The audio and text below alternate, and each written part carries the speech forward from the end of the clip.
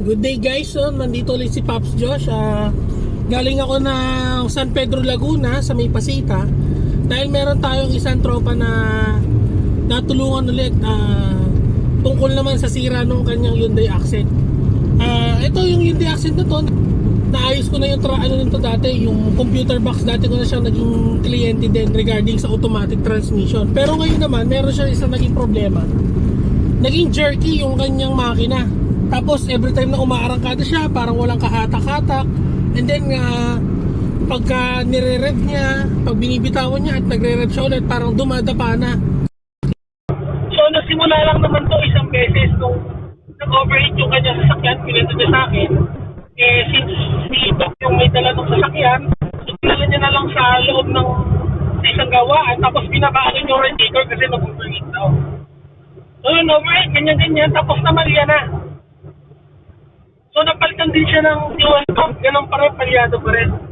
So kahapon, pinuntahan ko siya. So Sunday kahapon, March 13 kahapon, kahapon kasi. So spark plug lang yung nabili namin. Ito, papakita ko yung video, ito yung ginawa namin. So ayan guys, nandito tayo ngayon sa San Pedro kay Pops Pat. Dito tayo ngayon sa kanyang Hyundai Accent. Ito yung ginawa natin last time. Nag-repair tayo ng computer box. Ngayon naman ang problema nito is palyado. So papalitan muna natin ng spark plug kasi ito yung dati niyang spark plug, sunog na. Tapos yan, kabitan natin ng bago.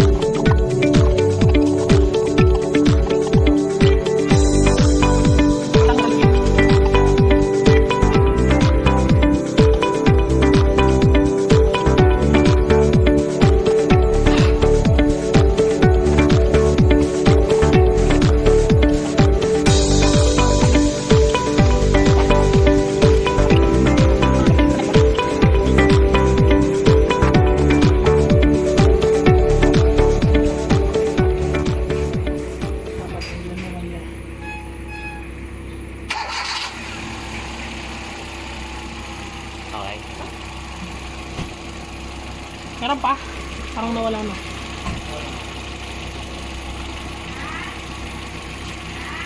Oh.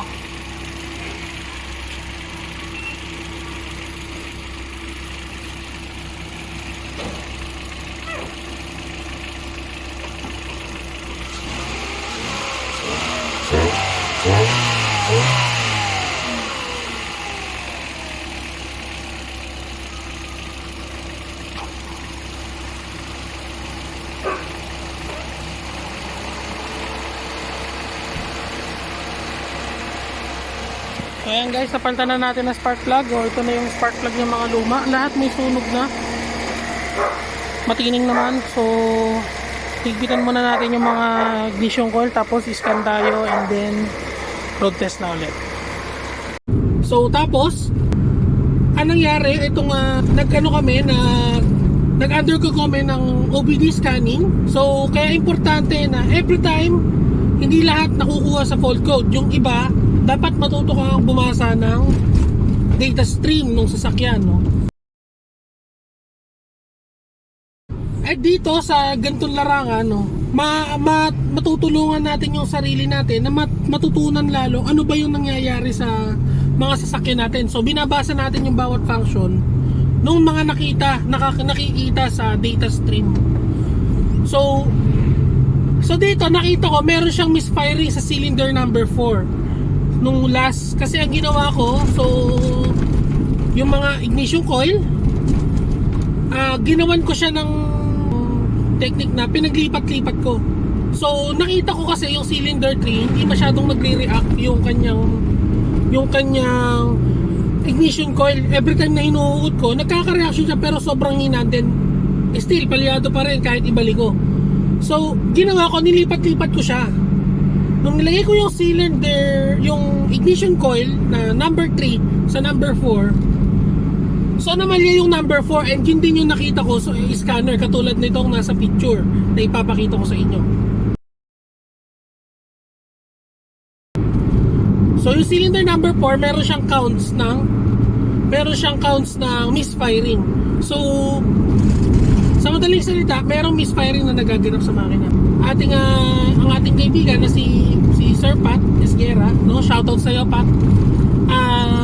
Since meron naman silang konting budget para ma-maintenance yung kanilang sasakyan, bumili na siya ng isang set ng ignition coil. Dahil dati na rin itong napalitan, since brand new, isa lang ang napalitan dito. So I think that's since brand new yung sasakyan, 2012 model siya, ano na ngayon, 2022 na, parang 10 years na yung sasakyan halos sa kanila, no?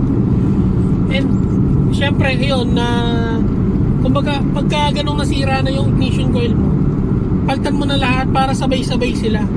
And I highly suggest na pag maglalagay tayo ng parts katulad ng ganon, ng mga ignition coil, if we don't have access sa mga iba't ibang klase ng mga pyesa pa, ng mga JDM or Korean mates na original, bibili nyo na lagi is original parts.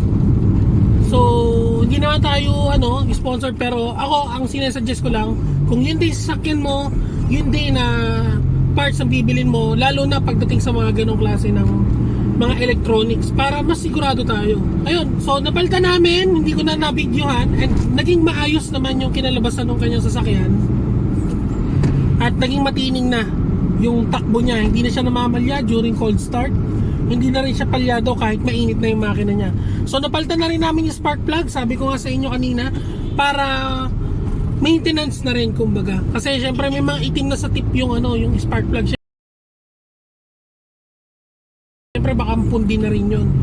Mas mahirap pag inabot ng pundi ng spark plug, panibago na namang set ng gawaan, pare-parehas lang naman siya kakalasin.